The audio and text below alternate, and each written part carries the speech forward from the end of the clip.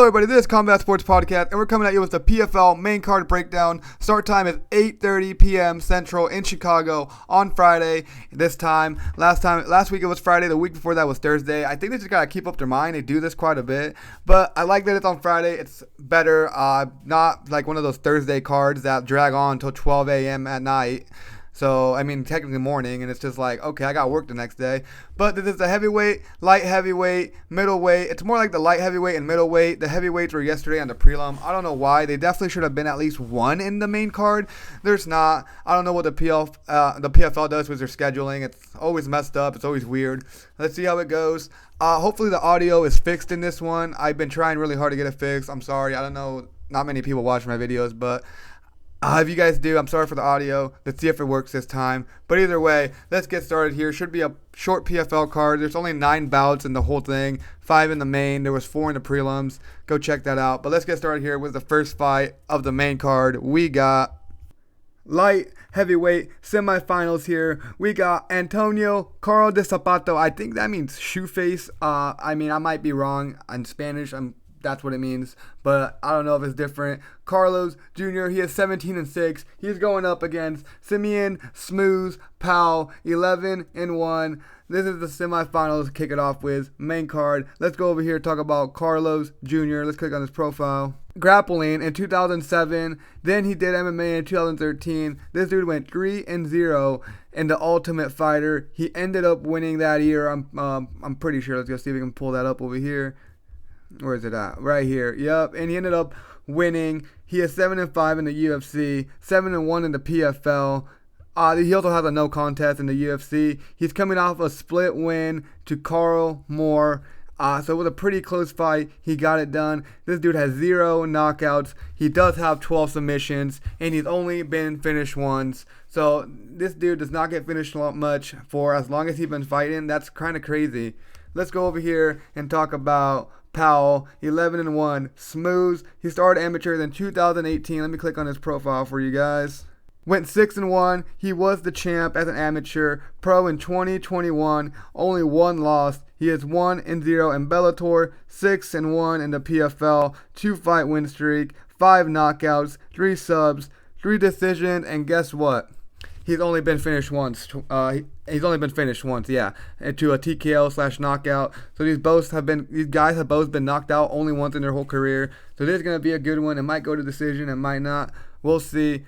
This should be a good one. Carlos is a black belt in Brazilian Jiu-Jitsu. He has great submission game, nice fighting IQ. This dude's striking, but you can see with 0 knockouts. On the other hand, Powell, great striking, nice Muay Thai style. This dude's an athlete, dude. Look at his body and everything. He's just fast. 10-year age difference here, as you see. The only thing that scares me about Powell is that he does get taken down here, and Carlos is a fucking master down there. This is a striker versus grappling matchup here. Very close matchup, but I think if Powell isn't smart, he will get taken down, and that's his weak spot. I don't know if that's going to work for him. I think Carlos' IQ, Brazilian Jiu-Jitsu, can get it done here. I think Carlos wins by a submission or a decision, but I think Carlos can get it off here with the experience. He might get caught, but he's only been knocked out once, so I don't know.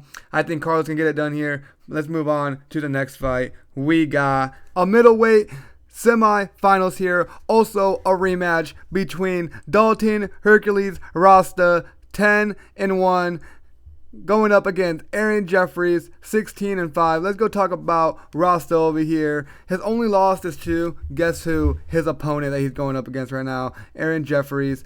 So let's see how it goes here.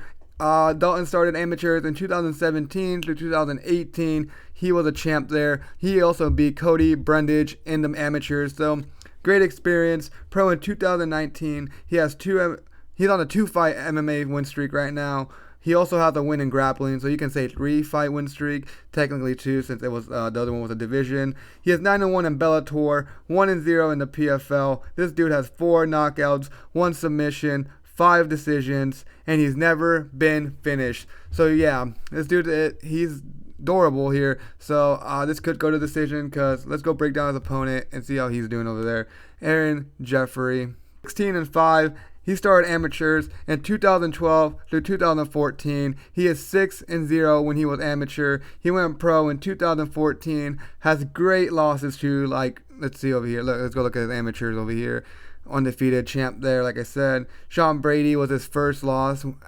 He won 2 in a row. This was his first loss.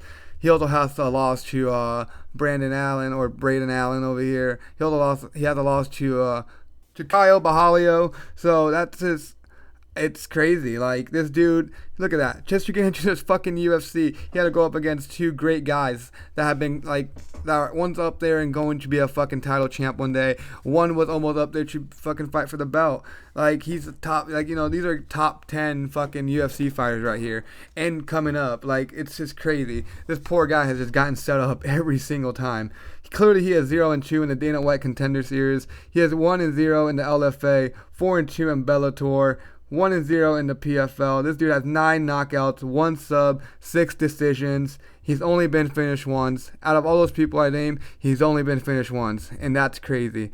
And it was to Allen. Yeah, wow. Like, I don't know. I would be so pissed off if I was him. I'm like, look who you put me up against, Dana. You didn't want me in that fucking UFC, dude. Who the fuck did you set me up against? Oh, look. He also had a great win against Andre Petroski over here in the LFA. Like, look at that. This dude's good. Nice experience. Like I said, this is a rematch. Jeffery won the last one. Unanimous decision, I believe. Rosta, nice wrestler, dude. Nice. You can even say great, amazing. He's improving a lot. He's improved so much on everything. He does need to improve on his cardio a little bit more, but I'm guessing he's done that. I'm guessing he's doing that. The other thing over here, Jeffery, knockout power. Dude has 9 knockouts out of 16 of his wins. That's crazy. Also has a chin. Like, you cannot finish this guy's. Nice grappling power, too. Like, he's pretty good. He's well-rounded. I say people can label him boring sometimes, but I like that he has nice experience, and he should have gotten to the UFC if he wasn't going up against fucking great guys, contenders, going to be champion, like, might be champs one day. Both of them could be, you know, like, they really could. But I think Dalton here has improved so much since his last fight. I really think he can get it done here. It's kind of scary that Jeffery knows him a little bit more, but I think Rosta here can get it done via decision. His wrestling and his striking has improved a lot. He doesn't get finished either, so I can totally see him getting it done here. I got Rosta winning by decision. Let's move on to the next fight that I'm really, really excited for. We got 2 former training partners going at it. This is just a showcase fight. This is going to be a bantamweight matchup here. I'm really excited for this. I actually got to see Sergio Pettis face off versus Patchy Mix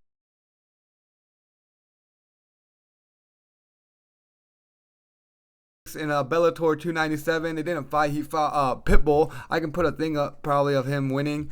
He beat Pitbull. I watched that. I was actually really excited in Chicago. It was a good card. It was all right. I'm just happy I got to see Yoel Romero fight live before he retires, and then, like, just how young I am, you know, it's crazy. And I also got to see Sergio Pettis.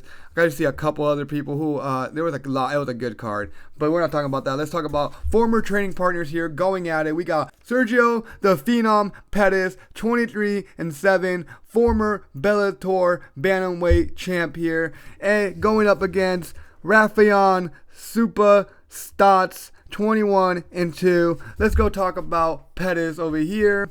Coming off a loss, but it was to boxing. He was pro since 2011. He has beat Pitbull, like I said. He's on a 3-fight losing streak. Technically, then, you can say, was to boxing and all that.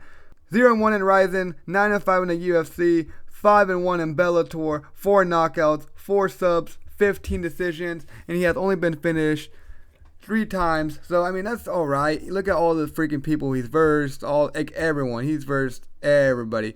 This dude's a beast. I'm glad I got to see him fight live, and it's just crazy that these guys are both former training partners. They really know what's going to happen here. I'm really excited for this, but let's not break it down too much. Let's go over here and talk about Rafael Super Stots. Amateurs since 2014 to 2015. He was the champ there. He went 6-1. Let's see if it loads up over here. There we go. Pro in 2015, he went 8-0 till he lost to guess who?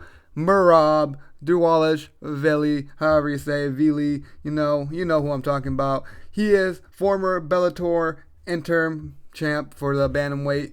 And Sergio Pettis was the real champ there, but he was going up against Patchy when he tried to get it. I'm pretty sure he defended his belt twice for interim, and then he went for the real belt and he didn't get it. He lost to Patchy, so he's technically never was the real champ, but he was the real champ. However you guys take it, he's marked down as a champ, but he really wasn't. He's 1-0 in PFL, 8-1 in Bellator, 4 knockouts, 5 subs. 12 decisions, knocked out twice. So his only losses are by knockout, and that's all right. And they've all been in the first round. This is going to be a good one. These are former training partners, like I said. Stots, top of the crop, dude. Cream of the crop, whatever you want to say. This dude, D2 wrestler, 2-time champ. Wrestled with Usman. I'm pretty sure Usman brought him under his wing and all that. I bet Usman will talk about him on his podcast or something. I haven't watched his podcast if he does have one. I did see he uploaded one, but I haven't watched it yet. Overall, great grappler. He's even a brown belt in Brazilian Jiu-Jitsu, Stots. So he's just great all around on the ground. Always composed too. That's what I like. I've seen that he's just composed all the time no matter what. They know each other. They train with each other. They know who wins. They're former training partners, right? Unless someone goes out there and doesn't show, but I don't know. They know what happens in the fucking room. I guess they don't really go 100% probably. So, but this is good. It's a little, storyline there, so that'll help here. Pettis has been doing great. He has nice striking, beautiful striking, if you want to say, beautiful footwork, nice cardio. Pettis needs to maintain this at a distance, use his kicks, his lengths, and everything if he wants to win here. He's definitely not longer, but he needs to do something because he doesn't want to be up close with Stots.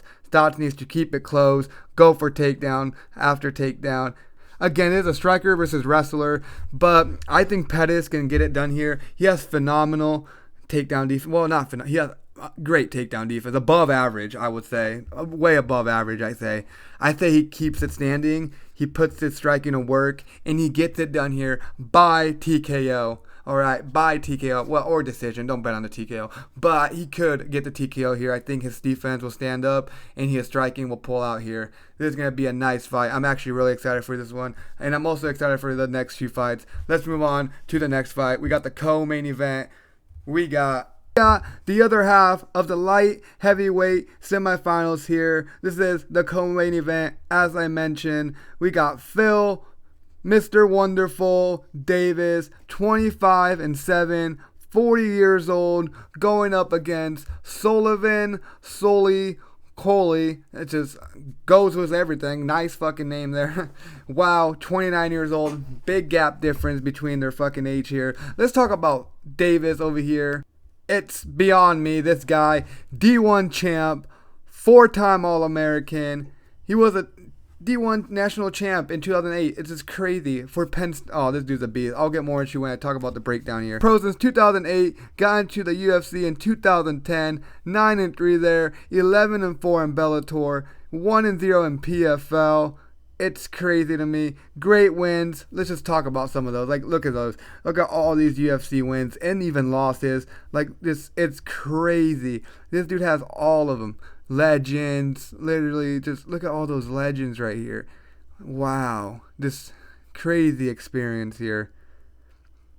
He is coming off a TKO win versus Rob Wilkinson. I'm pretty sure. Did he win the PFL champ last year? Oh, man. Let's go check. I want to make sure. I don't want to be spitting shit out my ass over here. And I'm wrong. But no, okay. Yeah, he lost. Okay, he lost in the finals. Okay, I remember that now. Yes. Okay, we're not talking about him, though. Let's keep talking about Phil over here. He has never been finished since 2008. Never been finished in any of his losses. It's crazy to me. 7 knockouts, 5 submissions, 13 decisions. Let's go over here and talk about his opponent. We got Sullivan Sully, 7-1. Let's click on his profile for you guys. Pro since 2020, the experience gap. Just look at that.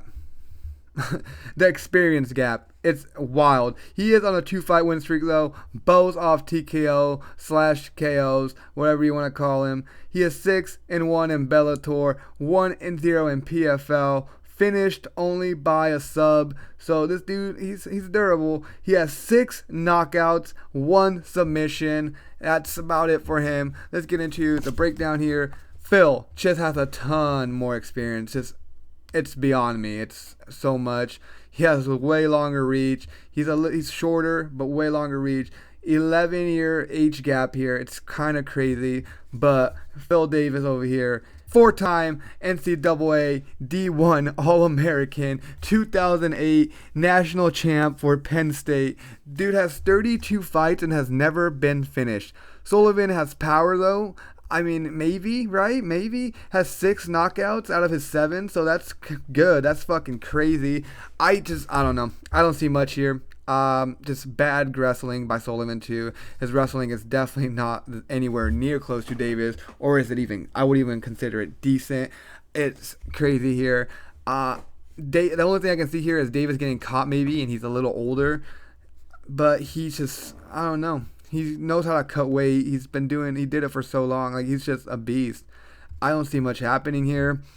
Davis just has way more experience, way better wrestler, amazing wrestler, like D1 wrestler, like, yeah, Penn State D1 wrestler, national champ, yeah, that's what he is. I got Davis here winning by a decision or a submission. I can see him maybe getting a sub down there. I bet he's going to take him down in the matter of, like, so fast. Like, he's going to take him down so fast. Yeah, I got Davis winning here by a decision or sub. Let's move on to the main event. The middleweight semifinals. Main event here. Fabian the Assassin Edwards, 14-4. He is the younger brother of Leon Edwards. I'm pretty sure he's the younger brother. I'm 100%. I'm like 80% sure. Going up against Josh Cunningham, Silveira, 14-4. Let's go over here and talk about baby brother Leon over here. I'm just kidding. Fabian Edwards, 14-4. Amateurs since 2015 through 2016. This dude was a beast in amateurs. He went 10-0 there. Didn't lose. Pro in 2017. Dude's basically been in the PFL. I mean, he basically been in the Bellator his whole life. So he's 9-3 there, 1-1 in PFL. Dude has 5 knockouts, 3 subs, 6 decisions, and he's only been finished once. So this dude, durable. There's a lot of durable people in this fucking card, though. Let's move on over here. Talk about Josh Silveira. He is pro since 2019. This dude is the LFA middleweight champ. He is also the light heavyweight LFA champ. This dude's a beast. That means he's going to probably be bigger. He's nice. If he can be the champ in the LFA in 2 divisions, that's something, you know. And it was back-to-back, as you can see here. That's even more fucking crazy. He is 5-0 in the LFA, 7-4 in the PFL, 6 knockouts, 6 submissions, 2 decisions, and he has never been finished. This should be a good main event here. I'm actually excited for it. Edwards, really nice striker, nasty elbows, durable. Like I said, he's only been finished once. Does get taken down quite a bit, so I don't know how that's going to work out here. Josh is a really nice grappler, likes to put the pressure on. That might cause Edwards problems a lot here. Edwards is way more technical though. Not as much power in those hands, but definitely Josh is a way better wrestler. I think Josh is even going to be bigger and stronger here. Will get takedowns on Edwards. And he's even more powerful than Edwards. So I just got Josh winning here by a finish. I can see him taking him down, grinding him down. And I can even see him catching him a few times on the hands. I got Josh Silveira winning over here. That is the final pick of the card. I'm pretty sure I have quite a few underdogs on this card, so I might be wrong on a lot. But that's just what I see. And let's go here for the main event. For the main card, who I picked. I picked the first fight. I have Carlos Jr., the experience, his grappling, black belt. I think he can get it done here. I got a rematch match over here for the semifinals for the middleweight. I got Rosta getting his get back on Aaron Jeffery. And then I got Sergio Pettis winning here in the showcase, or whatever you want to call it. He's going to get it done here.